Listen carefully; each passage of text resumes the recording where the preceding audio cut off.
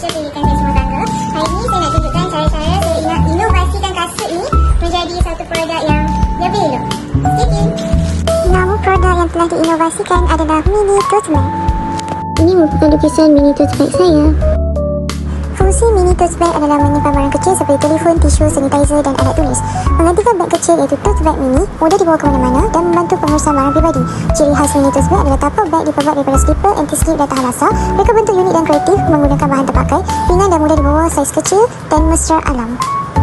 Antara bahan-bahan yang digunakan adalah knit tote bag, kain canvas, jarum jahit, gam, marker pin dan pisau, serta kasut, gunting dan aksesoris. Kemudian kita pergi kepada proses pembuatan. Mula-mula masukkan benang ke dalam jarum jahit, kemudian jahitkan ke dalam lubang-lubang knit tote bag mengikut bentuk yang dikehendaki.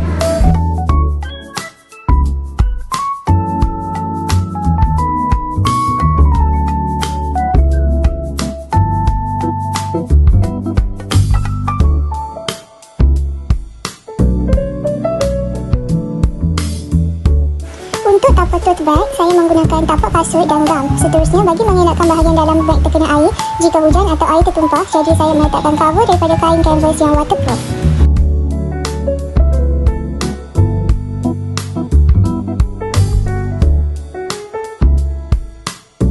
Untuk tali tote bag, saya menggunakan tali daripada kasut, kemudian saya melilit tali tersebut dengan benang untuk menampakkan tali tote bag lagi kemas. Kemudian saya melekatkan tali tote bag menggunakan gam.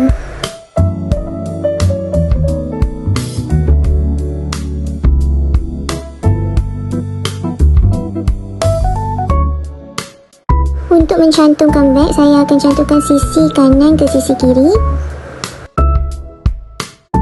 Lalu saya pinkan menggunakan marker pin supaya tidak terbuka dan jahit supaya lagi kemas.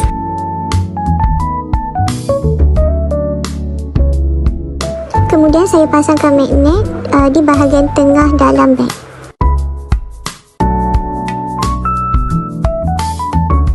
Tada, dah siap.